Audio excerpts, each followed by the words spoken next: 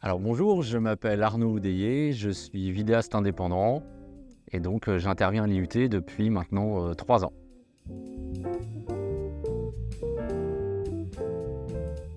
Alors, au niveau de mes études, après un bac littéraire, je suis parti sur Rennes en fac d'histoire de l'art. Et pendant les cours de fac d'histoire de l'art, je devais choisir une option et j'ai choisi l'option cinéma. Et dans cette option cinéma, on a eu tout un parcours autour de l'image d'animation, le cinéma d'animation. Et j'ai décidé de me réorienter suite au visionnage de L'Homme au bras ballants, qui est un film d'animation rennais qui est magnifique et qui m'a donné envie de passer des émotions à travers l'image. Donc je suis ensuite parti à l'ESRA à Rennes, donc l'école supérieure de réalisation audiovisuelle où j'ai passé 3 ans. Pour la petite anecdote, j'avais postulé après mon bac à l'ancien nom ici à l'IUT, c'était SRC, Services et Réseaux de Communication. Et visiblement, je n'avais pas été pris parce que j'avais un profil littéraire. Voilà. Et aujourd'hui, j'enseigne dans cette école quelques heures par an, donc voilà, je suis content d'avoir intégré quand même cette école.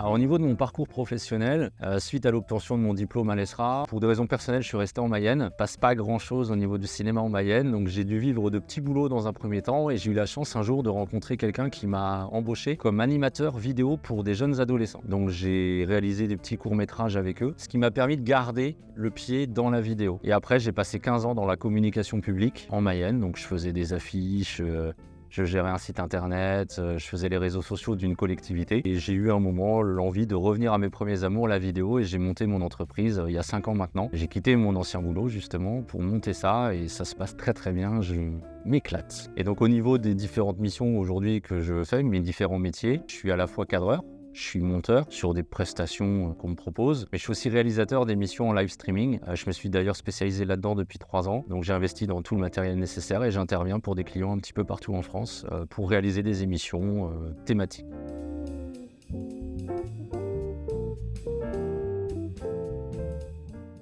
Alors les qualités essentielles aujourd'hui pour réussir en tant que vidéaste, il y a plusieurs choses. La première que je vois, c'est qu'il faut être curieux, il faut s'intéresser à énormément de choses. Quand on est appelé pour réaliser une émission sur la dernière en date que j'ai réalisée, c'était sur la nutrition, l'autre d'avant c'était sur le combat des femmes, l'autre encore avant c'était sur le parcours d'un célèbre nageur médaillé olympique. Il faut s'intéresser au sujet, il faut se former tout au long de son parcours, tout au long de sa vie. Parce qu'aujourd'hui, les nouvelles technologies imposent de travailler un peu différemment. On le voit avec la 4K aujourd'hui qui permet pas mal de choses quand même. On a l'IA aussi qui rentre un petit peu dans notre métier. Il faut être autodidacte, il faut se former à tous les métiers de la vidéo parce qu'on peut avoir besoin de nous aussi bien pour cadrer que pour monter, que pour assurer la lumière. Donc il faut se former sur toutes les caractéristiques du métier. Et l'importance aussi, je crois que c'est développer un réseau. Le plus important, c'est de rencontrer des personnes du métier ou pas, d'échanger, de se rendre des services.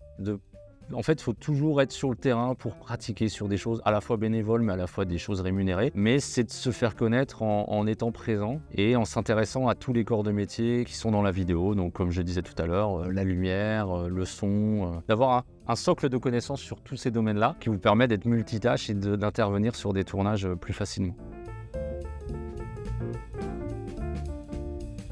Alors, concernant l'IA, je suis pas plus inquiet que ça. Alors moi, à titre personnel, je l'utilise très très peu. On va dire que sur la partie vidéo aujourd'hui, je ne l'utilise pas, si ce n'est pour un peu de correction sur les logiciels. Mais aujourd'hui, je ne l'utilise pas vraiment. Et je ne suis pas inquiet en fait par rapport à ça parce que je trouve que la plus-value dans la vidéo, c'est aussi le contact humain qu'on peut avoir avec le client, avec les autres personnes. Et l'IA, elle ne remplacera jamais ça. Et c'est-à-dire qu'effectivement, aujourd'hui, on a des caméras qui sont pilotées directement par l'intelligence artificielle. Je prends un exemple, aujourd'hui je suis un club de hand qui filme tous les matchs avec une caméra qui suit le ballon, tout simplement. Donc il n'y a plus besoin de cadreur. Pour autant, alors c'est simplicité d'installation pour eux, pour autant il n'y a pas ce supplément d'âme quand il y a une personne humaine en face. Et je crois qu'on aura toujours besoin de contact humain dans nos professions et c'est vraiment là-dessus qu'il faut se baser.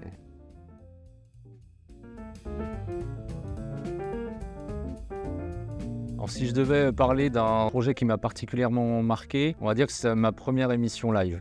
J'étais habitué à faire des plateaux en différé, j'avais déjà fait quelques émissions en différé, donc avec cette souplesse de pouvoir couper, recommencer, refaire s'il y avait quoi que ce soit qui se passait sur le plateau. Et un jour, on m'a demandé d'assurer 2 jours de live à Laval dans le cadre du festival du premier roman. Et donc, je connaissais le matériel, je connaissais un petit peu les personnes. Mais l'adrénaline d'être en direct pendant 2 jours, c'est vraiment aujourd'hui un souvenir important dans ma carrière. Parce qu'assurer 2 jours de live sur un plateau en diffusion sur YouTube, presque non-stop pendant 2 jours. Alors après, il y avait les repas et le soir, mais c'était un challenge qu'on a relevé avec Julien, avec qui je travaillais. Et ça s'est très très bien passé. Et du coup, les clients d'après, quand ils ont vu que j'étais capable de faire du live, m'ont commandé des sessions live sur YouTube plutôt que des différés. Ce petit supplément de stress, mais voilà, the show must go on, comme on dit.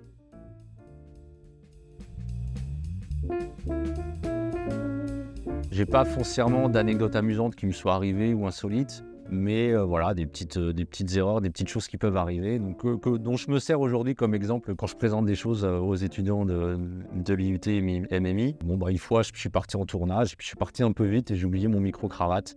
Donc c'est embêtant. J'avais la chance d'avoir un petit boîtier quand même qui prenait le son, mais qui n'était pas terrible. J'ai réussi à en faire quelque chose, mais comme quoi, il faut préparer très bien ses tournages avant de partir. Une autre petite anecdote, c'est toujours dans le même cadre, partir avec une caméra en ayant laissé la semelle sur un autre pied. On est obligé de tenir la caméra pour cadrer. Je pense que ça nous est tous arrivé dans le métier, mais voilà, préparez vos tournages.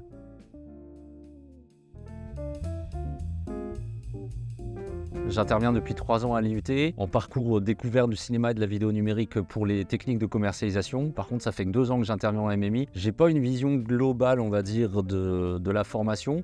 Par contre, de voir que vous êtes, vous étudiants, aussi bien formés au cadrage, au montage, au développement web un petit peu à la 3D, enfin vous touchez à tout, et je crois qu'aujourd'hui, c'est ce qu'attendent les clients. C'est bien de se spécialiser dans quelque chose, mais de connaître un petit peu tous les corps de métier qui sont liés à la créativité. Aujourd'hui, je pense que c'est des profils qui sont intéressants. Moi, je vois, ça m'est arrivé de prendre des stagiaires. J'ai une société. Dans ma société, je suis appelé et je suis payé pour faire des émissions live, pour faire des films. Pour autant, moi, je dois travailler sur ma propre communication, et donc d'avoir eu un étudiant en 2e année l'année dernière qui a travaillé sur ma communication, sur éventuellement mon site internet et qui peut aussi m'accompagner sur les tournages, je trouve que c'est un vrai plus. De rien, merci à vous pour ce petit temps d'échange. Merci à vous.